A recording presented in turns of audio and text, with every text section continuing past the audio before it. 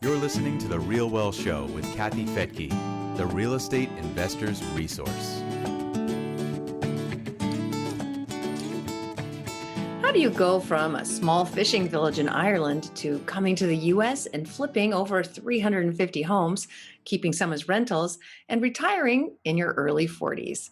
Well, our guest today is going to tell us how he did that. I'm Kathy Fedke, and welcome to The Real Well Show. Colin's been investing in the U.S. since 2009. During that time, he's bought and sold more than $100 million worth of real estate in the Tampa Bay area. He's an expert in foreclosure auctions, along with wholesaling, tax investing, note investing, private lending, and more. So, Colin, welcome back to The Real Wealth Show.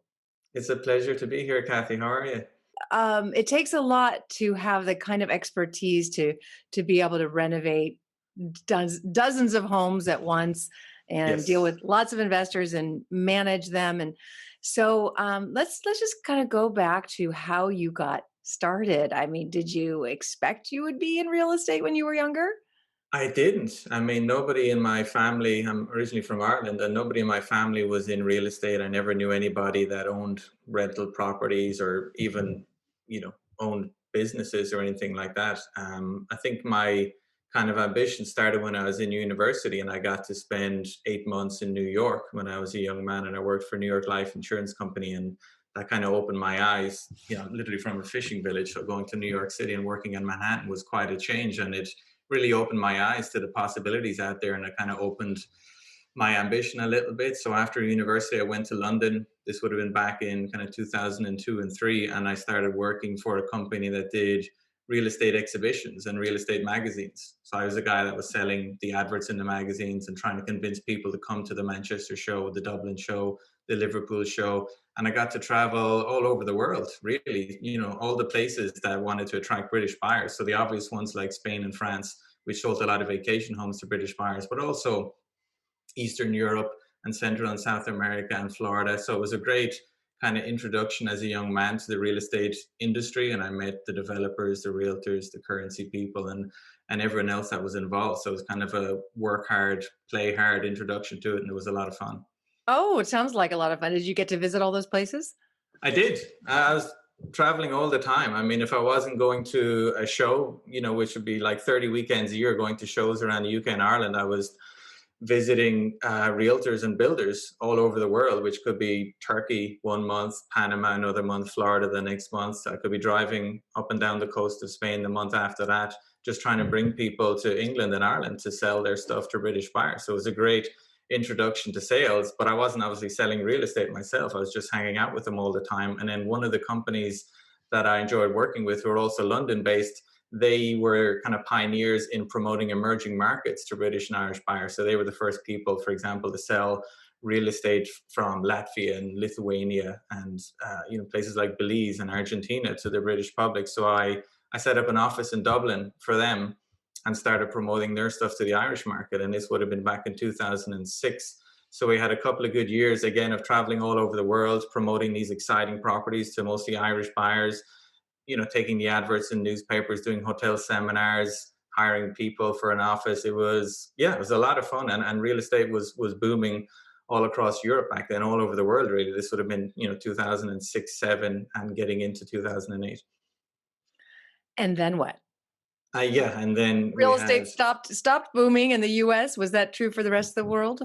It was. I think it slowed down earlier in the US, and then Europe got a terrific hangover straight afterwards. I mean, we had Bear Stearns falling in March 08 and Lehman Brothers in September 08, and kind of somewhere in between that 6-month period, the business I was running just collapsed. I mean, the business model just evaporated. We were promoting pre-construction properties in emerging markets, and just the demand dried up. The financing obviously dried up. Builders were going out of business everywhere. We had to close down the office. I had to fire a bunch of people. I had really negotiate my way out of expensive leases. It was a very humbling experience. I thought I was great. I was kind of a high-flying 26 or 7-year-old at the time, and it was a very humbling experience for everybody, including people a lot more experienced than me. So I had a lot of people that owed me a ton of money in commissions. We had people that were reserving stuff that never got built. So was a very chastening experience. And then the person that I hired to work with me, David Shaw, who you know very well, we kind of sat down and we figured, well, what are we going to do now to keep the lights on, to pay our mortgages? And David, thankfully, had this idea. It was what he'd bought and sold, I think, a single family home in Kissimmee, which is just near Orlando. So he had his eye on the Florida market all along, and he had a little bit more experience than me in that market. So we decided, well, let's pool what little money we have left and book a flight to Florida. This is us based in Dublin at the time, and we met up with just builders and realtors and property managers and brokers, and figured out a way to promote distressed condos to our British and Irish database. And that was our kind of toehold in the Florida market, which eventually led to us kind of all moving over there and just becoming full-time fix and flippers. Amazing story. Wow. Okay. So was there a large appetite for those properties to the British and Irish at the time? There was, because at the time, you might remember, Kathy, a lot of people were doing condo conversions back then, where they bought an apartment community, fixed it up, and then sold them as individual condos. People made a lot of money doing that. They maybe spent, 5 million buying 150 units, 2 million fixing them up, and then sell them individually for 9 million after, 2-3 years. So, but the financing for condos dried up totally in 2008 and 9. You went from being able to get 70, 80, 90% mortgages to being able to get nothing. I mean, it was cash buyers or nothing. So the values just fell off a cliff. And we were kind of promoting stuff to overseas buyers for $70,000, $80,000 that was retailing for 220, 230 just 2 or 3 years before. And these were tenanted condos in gated communities built kind of mid 2000s with swimming pools and clubhouses and tennis courts, and they were selling for $85,000 and rented for $900. So we were able to put cash buyers from all over the world onto those. And we were lucky that we'd been building a database of investors for many, many years. And while there was a huge amount of distress in the economy, there was a lot of people who didn't really trust leaving their money in the banks. They didn't trust leaving it in Ireland or England, but they would trust putting it in the US economy and putting it in US dollars. And Florida obviously always had a lot of international name recognition. So we were thankfully able to find a lot of people in those early days that would buy those condos for cash, because they were great investments and they were very safe investments. Well, how did you do it? I assume you both were not US citizens at the time? No, we were overseas citizens, and we were working with licensed realtors and brokers and property managers on the ground, and we were getting an international marketing fee for promoting them. So you would promote the sale of these properties and get a international referral fee, but you weren't like buying them yourselves. No, not at all. No, we didn't start buying stuff until after we moved over, and that's when we became just regular fix and flippers. Because after a few years, the kind of quality of the condos that you could offer buyers just dropped dramatically. A lot of the big hedge funds came in, the high net worth buyers come in, whereas before you might be promoting kind of B-class stuff in Orlando for $85,000. After a few years, you're being offered C- or D+ stuff for $100,000. And we're just, I'm not promoting this stuff to investors. And there's a better way of making money. And now we had a toehold in the US market. So it was like, well, let's just pool some money, buy a single family home, and see if we can fix it up. I mean, luckily David had some construction experience. He had a lot of construction experience from his time in New York managing commercial projects, and he was the ideal person to oversee that. I was more the kind of marketing guy, and it's just one deal at a time. Like most of the fix and flippers, you start off small. You buy one, you fix it up, you figure it out, you buy another two, you buy three, you hire crews, you get reputable inspectors and title agents, and you just build it up bit by bit. I think we did 12 or 13 the first year, which we thought was loads, and it was a lot of work. And I actually think we worked harder doing those 12 or 15 than we would have done doing 7 or 8 times as much 5 or 6 years later. But we kind of built it up over the years to. And where did you well get the over money 100. for those first 12? Yeah, good question. I remember we bought a really nice house in St. Petersburg for about $200,000, and we rented it out to this local manager of the Vinoy Hotel. And because we bought it with cash, we were able to kind of get kind of rolling line of credit on that house, which is worth about 400, I think. So I think we had a $300,000 line of credit from a high net worth investor who had a mortgage on that property, and we had a kind of a convoluted system for drawing down money and buying it. But really, the first half a dozen, I'm pretty sure we just used our own money for that, and we made sure that we had some experience and actually knew what we were doing before we actually had the courage to ask someone else to start funding it. And but after that, yeah, it was really that house on Snell Isle, which is $1 million area of St. Petersburg now. We had a rolling line of credit on that one, and then after we had a couple of dozen under belts, there's some private lenders that we were able to approach, kind of folks that had a lot of real estate experience, but maybe we were getting a little older now and just like the idea of putting their money to work on kind of 3-4 month mortgages.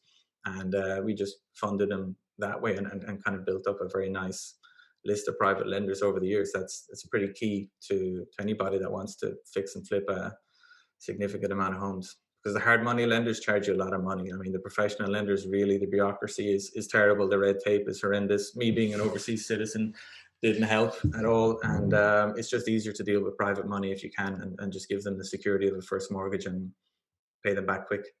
Well, I'm sure our listeners would like to know what that conversation sounded like. Okay, first of all, how did you find the high net worth people, and how did you get them to trust you?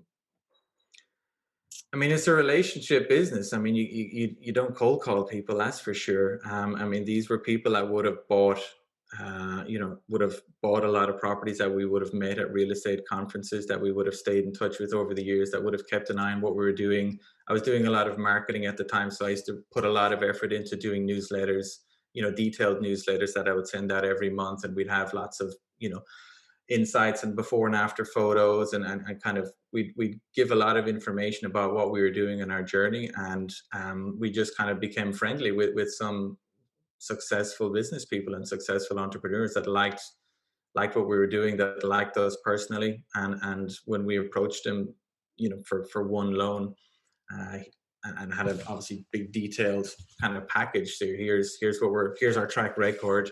Here's what we're trying to buy. Here's the renovation budget. Here's the timelines. Here's the interest rate. Here's the sample mortgage agreement. Here's the sample loan agreement.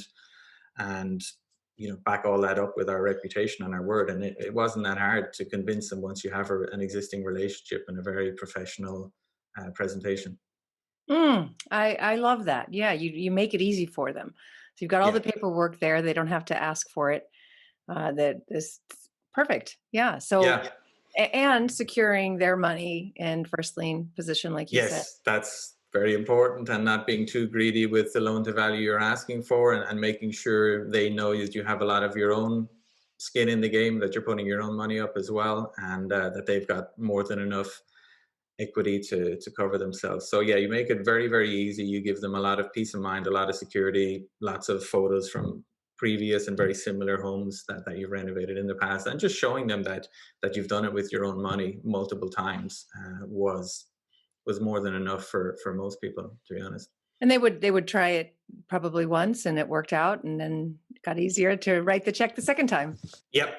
Once they saw that, they just had to wire the money and pop into a notary to release the mortgage on resale. It's really it's very hands off. Once you kind of give them a package showing the comps and the links and the spreadsheets. I mean, they can spend 5 minutes looking at it or 45 minutes looking at it, depends on how much due diligence they want to do, but we gave them as much as they needed to. And yeah, we tried to make the administration process very easy by working with, very good title agents and good communicators that knew how to deal with private lenders. Yeah, perfect. Mhm. And what would they earn? Generally 8%, Oh, 8%, and no points, no. wow. We got very cheap money. I have to say, compared to less experienced wholesalers, I know there's a lot of people lending, including me. I lend money at much higher rates, I know. I mean, 12%. 10% will be my minimum.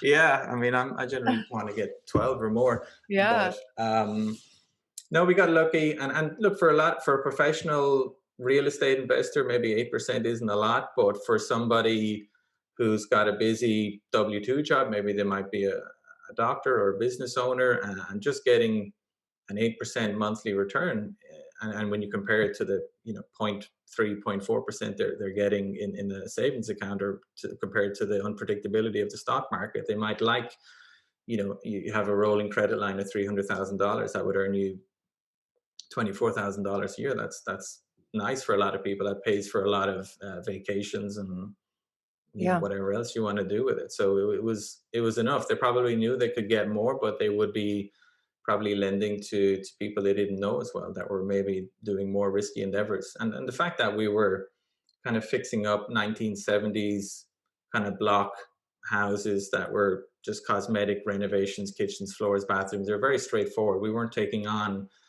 8-month projects with 100-year-old frame homes, and just trying to guess what they might be worth. I mean, these are very straightforward, quick renovations. You're kind of in and out in kind of 6 to 8 weeks, and then in another 4 weeks to sell it. So they're very straightforward loans to make, compared to a lot of other stuff that might be out there.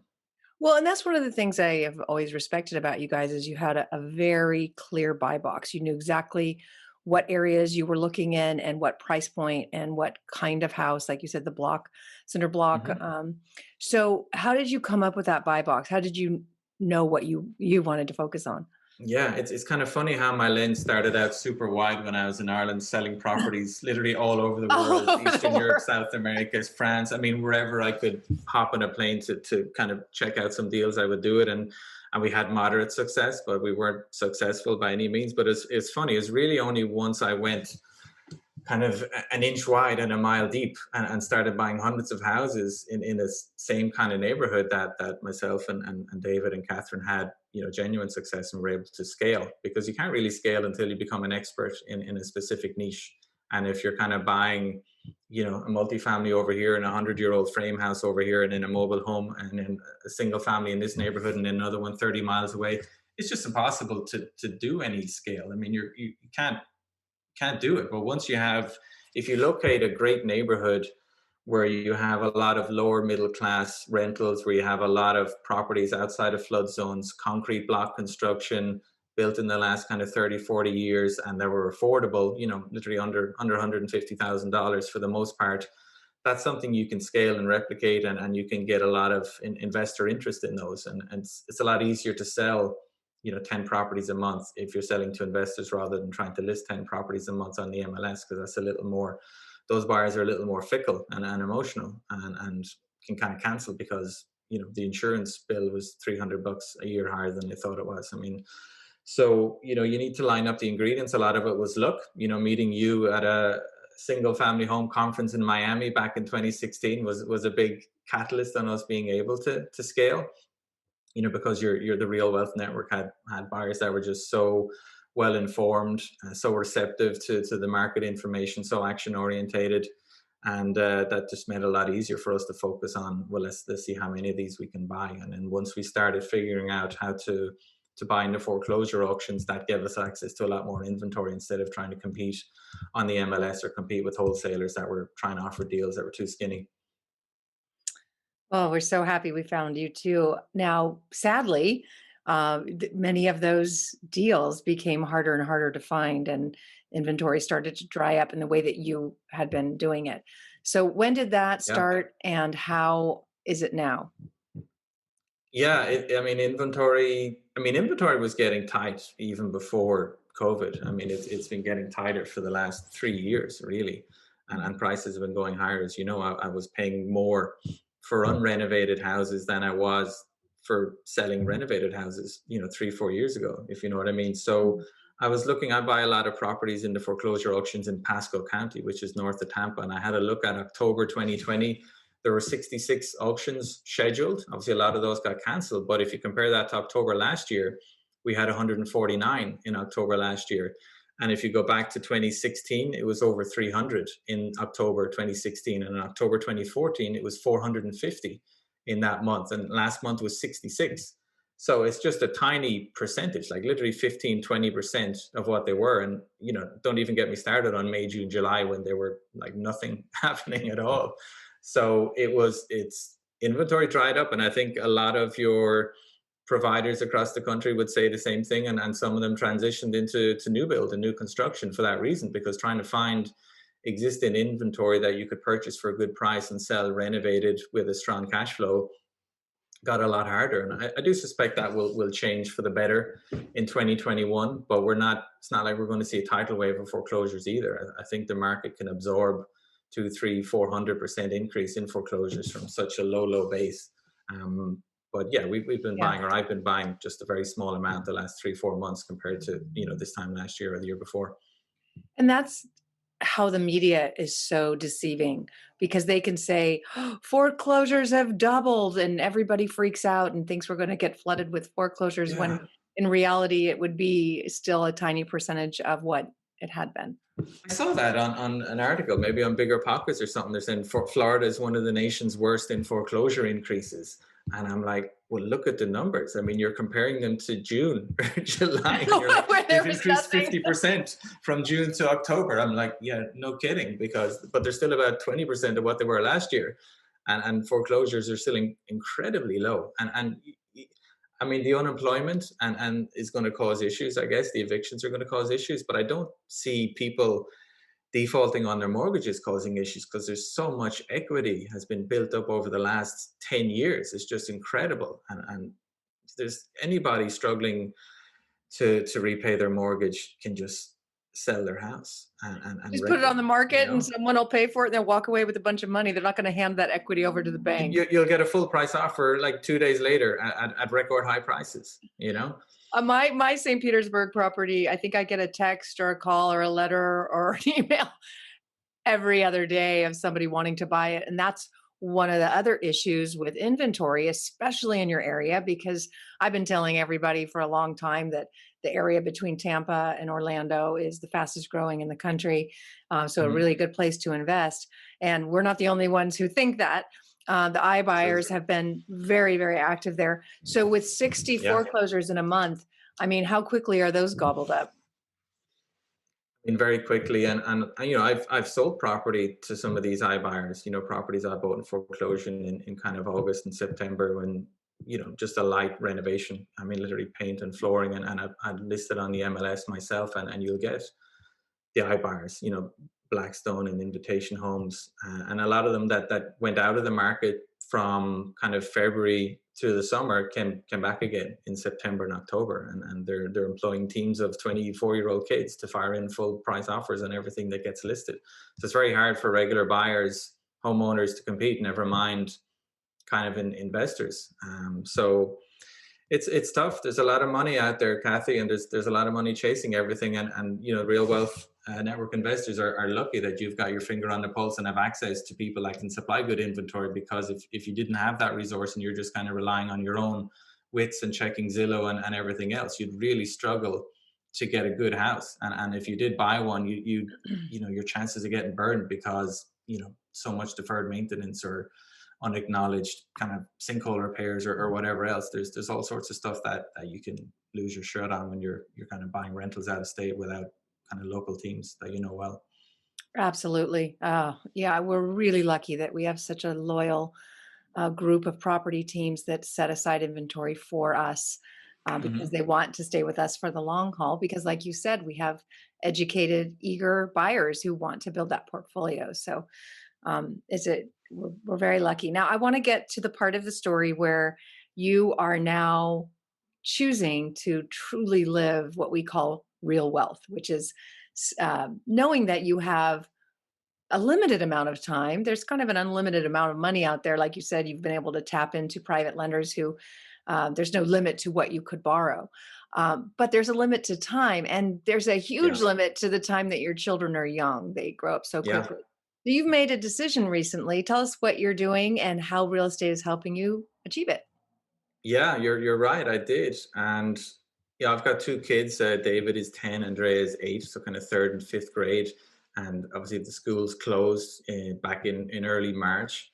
And I was just kind of homeschooling for months. My wife is from Spain, and I lived in Spain with her for 10 years, and the kids were kind of brought up in Spain their first early years. So I was the guy that had to do the schoolwork, and I was just doing it full time. And I went from kind of working virtually on my own for the last 10 years to having everybody in the house and being pestered with homework and schoolwork. And and just what's going on in the world, what's going on with real estate, what's going on with my parents in Ireland or my in-laws in Madrid, Spain. So there's just a huge shift in my priorities. And I've been working my tail off kind of nonstop from my early 20s to my early 40s, and it was just like, well, let's slow down here and let's just try and reorientate my priorities. And I decided to, well, I'm going to take a step back.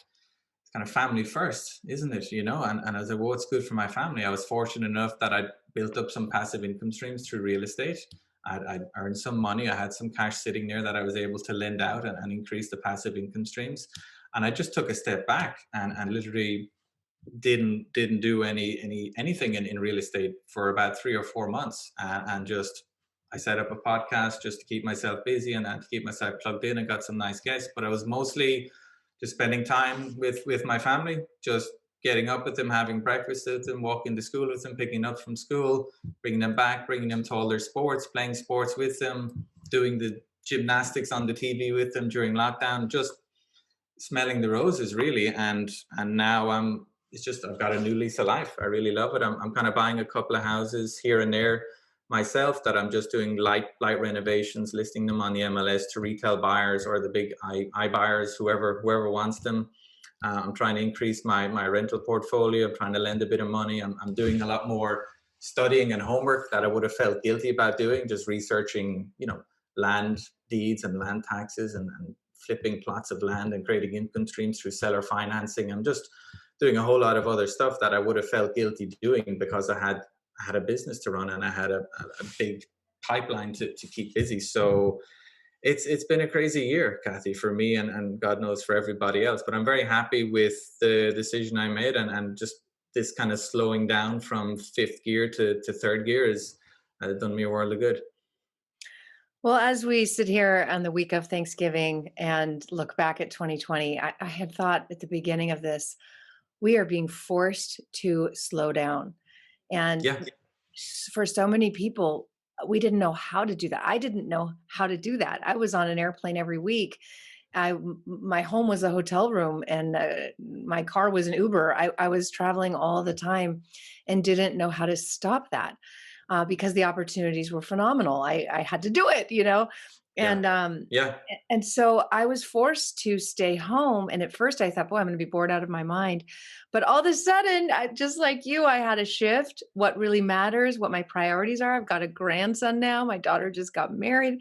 So I've got a grandson and a son-in-law. And uh, these are my priorities, spending more time with my husband, doing things that we would never have had time to do. Like you said, now we're doing little rock gardens and like Hmm. little succulent gardens and Yeah. learning to I've been mountain enjoying bike. Tampa for the first time, renting a boat with my wife on a Friday morning just to go out and spend the day cruising around Tampa Bay. We're also planning to move back to Spain next year. So that's a big one, that I'm just trying to design a new work-life balance that will have me living in Europe next year. And we're renovating a house in Madrid at the moment from Tampa. So that's keeping us busy as well. So there's just so much other stuff going on that I just would not have time to do if I was in my previous lifestyle. If I hadn't taken that step back, it just wouldn't have happened. It would have been on the same treadmill until my 50s and 60s. So I'm kind of glad I'm very fortunate and privileged to have obviously had the opportunity to step backwards. I totally acknowledge that not everybody would have that choice, available to them. So, real Yeah. estate has been a godsend to me in that sense. And then maybe that's just one of the reasons why we love real estate so much. It can give you so many options to Yes. create your own lifestyle that is very difficult to replicate in any other industry. That's it exactly. That is it exactly. It's so many options to just even rent out a room when if you're strapped. I mean, we we rent out we have an Airbnb on our property that helps cover almost all the expenses. So there are so many options that do allow us to have more freedom, and that is why we're passionate about it for sure. I just hope that the last 6 months or 8 months has helped a lot of people gather their thoughts, remember what's most important, get off of that rat race, the track, the not, just what am I trying to say? The wheel, Yeah, the hamster wheel. the Um, hamster wheel. That's it. Yeah. and just slow down, look around, and remember what matters most. And It's just usually right there in front of us and usually free. Yeah. So, And all it's right. easier to scale down than scale up as well, you know. That's right. Well, Colin, it's been really a pleasure to have you back here on the Real Well Show. I wish you the best in your new adventures. When you land in Spain, and if Spain becomes a great market for investing, you let us Yeah. know. We want to stay I'll be in touch. keeping an eye out for opportunities, that's for sure. Yeah. Thank you very Wonderful. much for having me, Kathy. Thank you for joining me here on the Real Well Show. If you'd like to learn more about our property teams in Florida, Texas, Georgia, the Carolinas, Indiana, and Ohio, visit our website at realwellshow.com. You'll find lots of data on the cities we believe have the highest cash flow and best chance of appreciation due to strong demographic shifts these days. You can also schedule a call with one of our real estate investment counselors for free when you join, and it's free to join. Again, you can do that at realwellshow.com.